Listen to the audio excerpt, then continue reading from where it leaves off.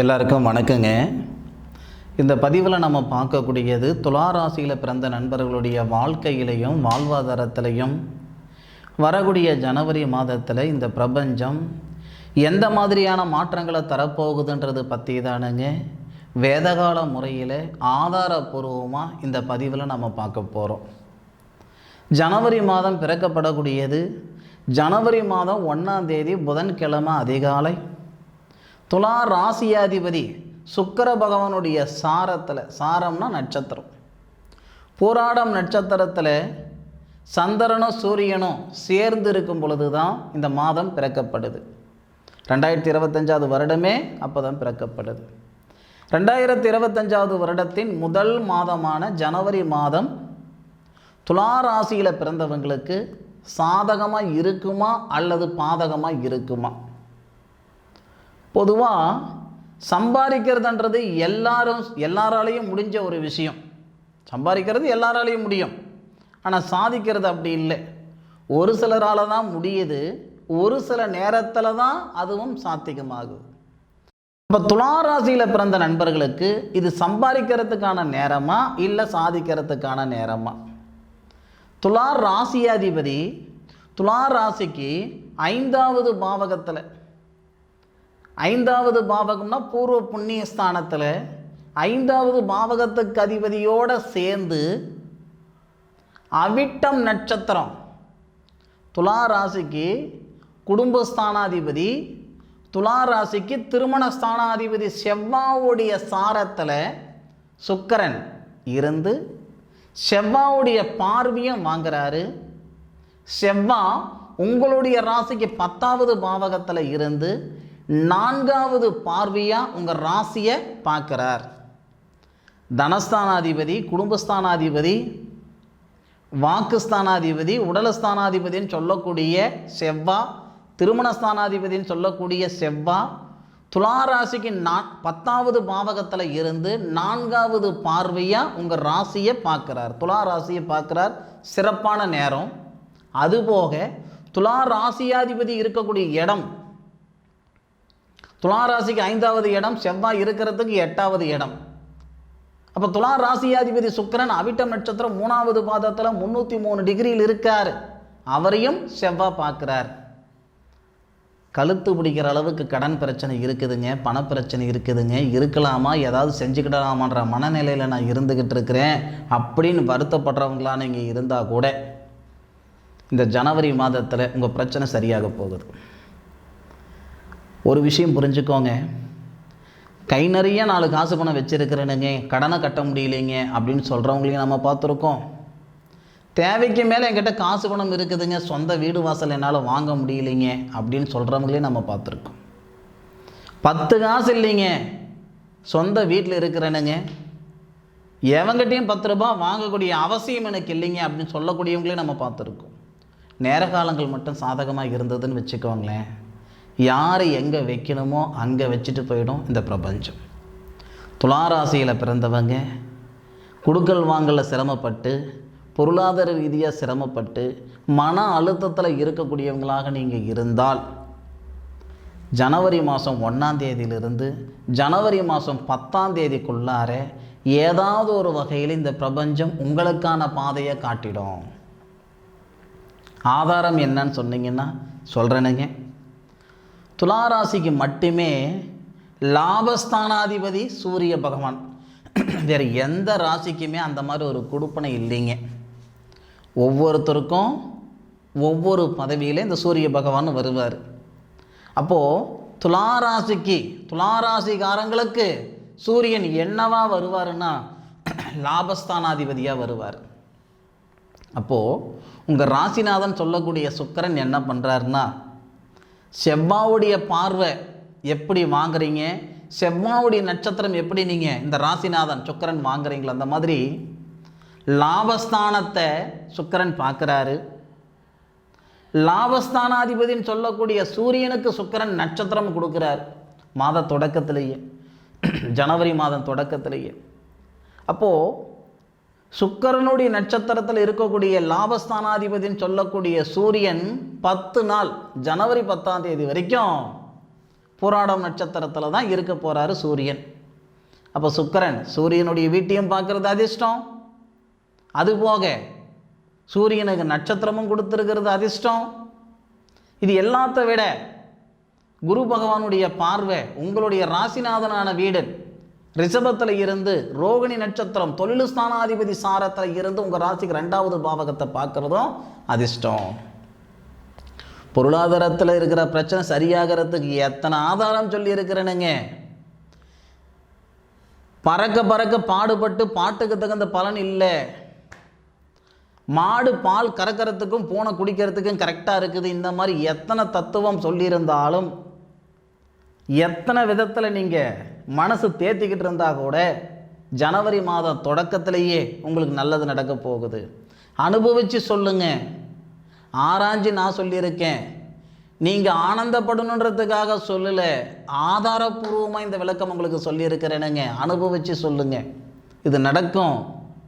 நடக்கலைன்னா கமெண்ட் பண்ணுங்கள், நான் சொல்கிறேன் உங்களுக்கு விவரம்.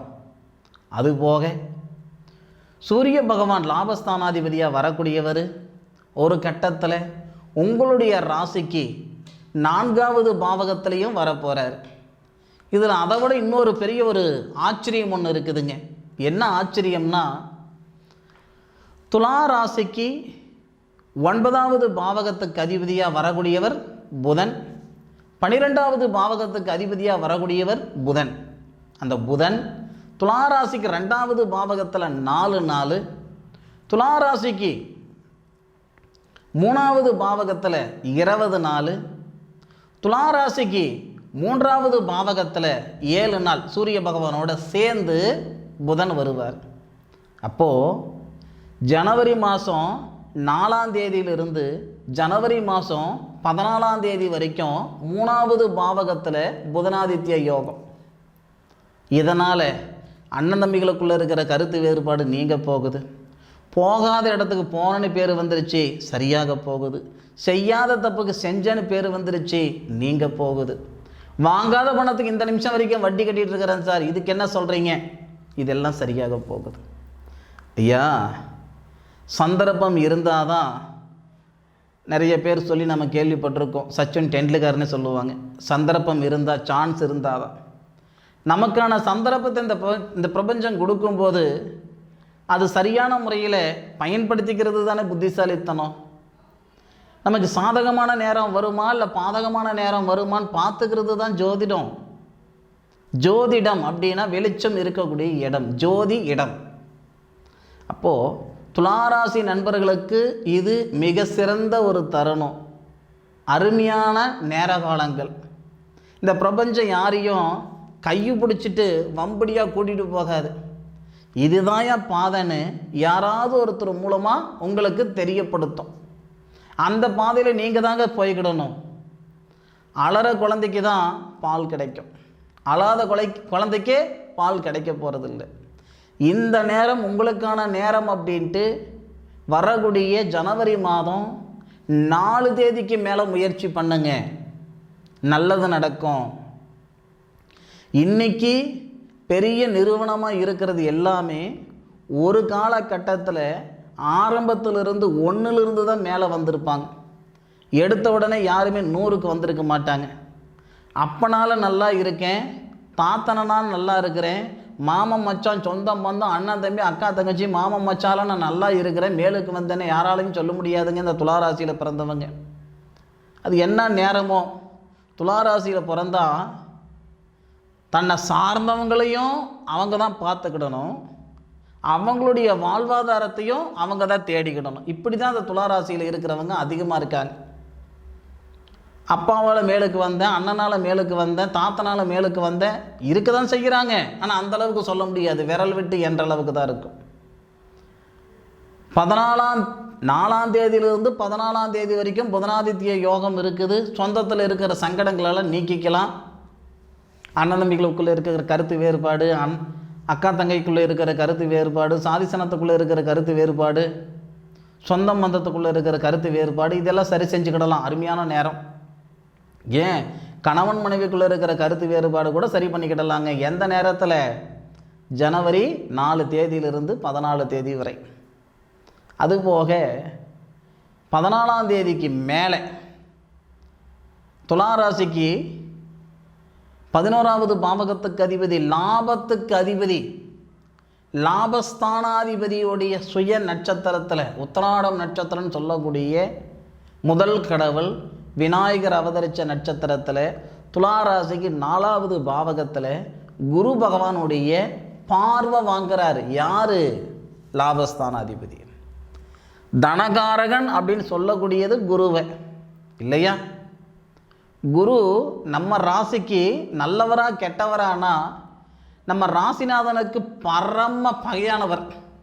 ஆனால் நம்மளுடைய நல்ல நேரம் அந்த குருவுக்கே வீடு கொடுத்துருக்கிறவர் உங்களுடைய ராசிநாதனான சுக்கிரன்.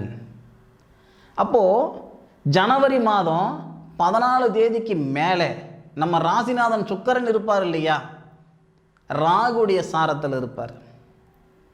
ராகுடைய சாரத்தில் நம்ம ராசிநாதன் இருப்பார். தனகாரகன் சொல்லக்கூடிய குரு உங்கள் ராசிக்கு 4வது பாவகத்தையும், உங்கள் ராசிக்கு 2வது பாவகத்தையும், உங்கள் ராசிக்கு 12வது பாவகத்தையும் பார்ப்பார். இது எல்லாத்துக்கும் கம்யூனிகேஷன் இருக்குது. என்ன கம்யூனிகேஷன் அப்படின்னா, உங்கள் ராசிக்கு துலா ராசிக்கு 2வது பாவகத்துக்கு அதிபதி செவ்வாய் உங்கள் ராசியை பார்க்குறாரு. அதுபோக உங்கள் ராசிநாதனுக்கு நட்சத்திரம் கொடுத்துருக்கிறாரு. அதுவும் போக உங்களுடைய ராசிக்கு 4வது பாவகத்தில் சூரியன் போகிறாரு இல்லைங்களா, அந்த சூரிய பகவானை பார்க்கும்போது சூரிய மங்கள யோகம் ஏற்படும். எப்போ? ஜனவரி 14ஆம் தேதி. ஜனவரி 24ஆம் தேதி இன்னொரு பிராப்தம் இருக்குது. என்ன பிராப்தம்னா, இந்த புதன் சூரிய பகவானோட சேர்ந்து 4வது பாவகத்தில் தனகாரகன் குருவுடைய பார்வை வாங்கி மீண்டும் புதனாதித்ய யோகம். அப்போது புதன் சூரியன் இருவரும் உங்கள் ராசிக்கு 4வது பாவகத்தில் இருந்து தொழில் ஸ்தானத்தை பார்க்குறாங்க. மனசார சொல்கிறேன், 2025வது வருடம் நிறைய பேர் துலா ராசி நண்பர்களுக்கு ஆஹா ஓஹோன்னு சொல்லலாம். ஒரு பானை சாதத்துக்கு ஒரு சாதம்தான் பதம். ஒவ்வொரு சாதமும் பதம் கிடையாது, ஒரு சாதம்தான் பதம். 365 நாள் எப்படி இருக்க போகுதுன்றது இந்த 31 நாள்லேயே நீங்கள் தெரிஞ்சுக்கிடுவீங்க. அதுவும் ஜனவரி மாதம் 14ஆம் தேதிக்கு மேலே, ஜனவரி மாதம் 14ஆம் தேதியிலேருந்தேன்னு வச்சுக்கோங்க, 24ஆம் தேதி வரைக்கும் ஒரு மாதிரியான யோகம் கொடுக்கும். 24ஆம் தேதி புதனும் சேர்ந்து புதனாதித்ய யோகமாக இருக்கக்கூடிய காலகட்டத்தில் பிரமாதமான நேரம். இந்த நேரத்துக்காக தான் இத்தனை நாள் நான் காத்திருந்தேனா, இவ்வளோ கஷ்டப்பட்டனா அப்படின்னு நீ நினைக்கிற அளவுக்கு 100% இந்த பிரபஞ்சம் இருக்க போகுது. இதில் மாற்று கருத்து இல்லை. சும்மா உங்களை சந்தோஷப்படுத்தணும், ஆனந்தப்படுத்தணும் அப்படின்றதெல்லாம் என்னுடைய நோக்கம் கிடையாது. இருக்கிறது உள்ளதை உள்ளபடி சொல்லியிருக்கிறேனுங்க. இந்த நேரத்தில் இது நடக்க தான் போகுது, இதில் மாற்று கருத்து இல்லை. சூரிய பகவான் திருவோணம் நட்சத்திரம் தொழில் ஸ்தானாதிபதி சாரத்தில் லாபஸ்தானாதிபதி வராரு. எப்போ வராரு? ஜனவரி மாதம் 24ஆம் தேதி. ஜனவரி மாதம் 23ஆம் தேதியே வந்துடுவார் அவர் திருவோணம் நட்சத்திரத்தில். ஜனவரி 23லிருந்து 31ஆம் தேதி வரை திருவோணம் நட்சத்திரம்னு சொல்லக்கூடிய விஷ்ணு பகவான் அவதரித்த நட்சத்திரம் திருவோணம் நட்சத்திரம். அதுபோக சந்திரனுடைய நட்சத்திரம். சந்திரன் துலா ராசிக்கு 10வது பாவகத்துக்கு அதிபதி, தொழில் ஸ்தானாதிபதி சாரத்தில் லாபஸ்தானாதிபதி வந்து தொழில் ஸ்தானத்தை பார்க்குறாரு. புதனாதித்ய யோகமாக இருக்கிறதுனால பல பேருடைய வாழ்வாதாரம் சிறப்பாக இருக்க போகுது. இது நடக்கும். கழுத்து பிடிக்கிற அளவுக்கு கடன் பிரச்சனை இருந்தாலும் சரி, இல்லை மன ரீதியாக இருக்கிற சங்கடமாக இருந்தாலும் சரி, நிச்சயம் சூரியனை கண்ட பனித்துளி போல விலக போகுது வரக்கூடிய ஜனவரி மாதம். ஒவ்வொரு தருணத்திலையும் ஒவ்வொரு மாதிரியான மாற்றங்கள் இந்த துளாராசி நண்பர்களுக்கு இந்த பிரபஞ்சம் தரப்போகுது. இதில் மாற்று கருத்து கிடையவே கிடையாது. நடக்கும். அனுபவித்து கமெண்ட்டில் சொல்லுங்கள். ஆராய்ஞ்சு நான் சொல்லியிருக்கேன், அனுபவித்து சொல்லுங்கள். பொதுவாகவே பழக்கப்பட்ட பாதையில் பயணிக்கிறதுக்கும் பழக்கப்படாத பாதையில் பயணிக்கிறதுக்கும் வித்தியாசம் இருக்குது. நேற்று நடந்தது எப்படி, முந்தா நேற்று நடந்தது எப்படி, போன மாதம் நடந்தது எப்படின்றது உங்களுக்கு தெரியும். அது பழக்கப்பட்ட பாதை. அடுத்த ஜனவரி மாதம் எப்படி இருக்க போகுது அது உங்களுக்கு தெரியாது. அது பழக்கப்படாத பாதை. பழக்கப்படாத பாதையை தெரிஞ்சுக்கிறது தான் இந்த ஜோதிடம். எதிர்காலத்தில் என்ன நடக்க போகுது அப்படின்னு முழுமையாக தெரிஞ்சுக்கிறது தான் இந்த ஜோதிடம். நிச்சயம் பிரமாதமாக இருக்க போகிறீங்க, பிரகாசமாக இருக்க போகிறீங்க, மாற்று கருத்து இல்லை.